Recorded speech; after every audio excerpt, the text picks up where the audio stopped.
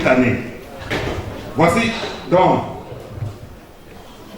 le résumé de ce qui nous a été présenté.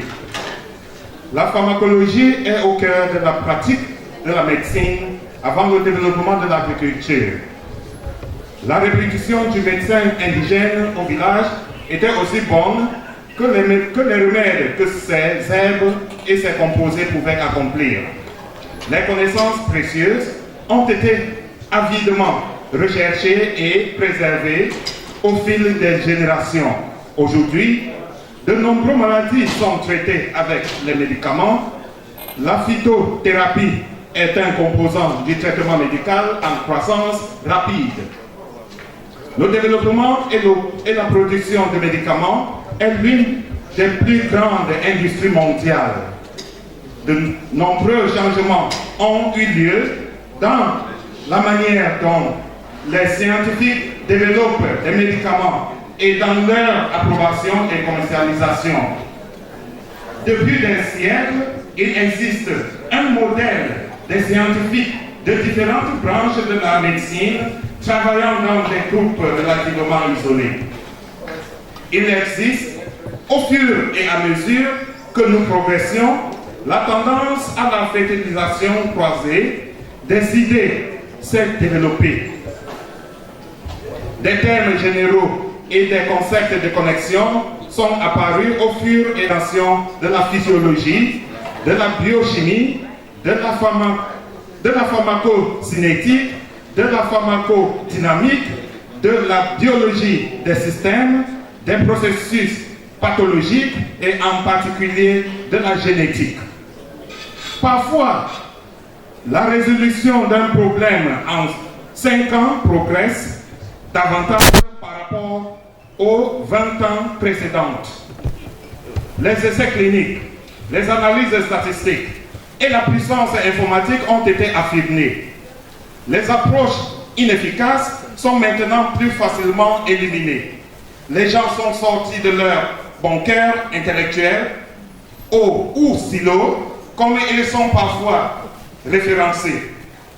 Le résultat de cette tendance est une synergie se traduisant par des efforts de recherche plus efficaces, l'augmentation exponentielle de la disponibilité des travaux de recherche a eu un impact sur l'accélération de la communication globale et le passage du papier au pixel sur un écran, même si beaucoup reste à faire. Même que presque toutes les régions et de plus que jamais, nous travaillons pour que les coûts soient réduits ou que des versions génériques soient disponibles. La recherche translationnelle n'est pas nouvelle. Depuis des milliers d'années, l'objectif de la médecine est de déterminer quelles plantes qui poussent dans la forêt seront bénéfiques au chevet du patient. À mesure que le taux de communication entre les personnes a augmenté et que de plus en plus de budgets nationaux sont consacrés aux soins de santé, il est de plus en plus demandé que les budgets de recherche donnent des résultats concrets. La révolution de la communication a joué un rôle important.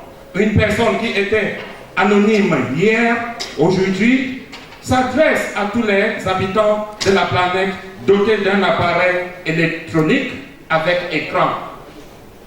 Une partie de cela a été une prise de conscience accrue des maladies et leur prévalence parmi les populations.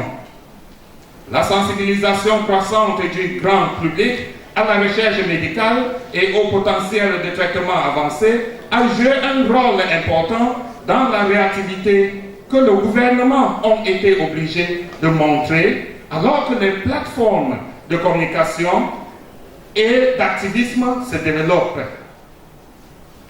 Dans le cadre de la participation des gouvernements à l'intérêt du public, des normes prescrites par la loi ont été insérées directement dans la passerelle entre de laboratoire au chevet du patient. Voilà donc le résumé de la présentation qui a été faite. Je vous remercie. Merci beaucoup.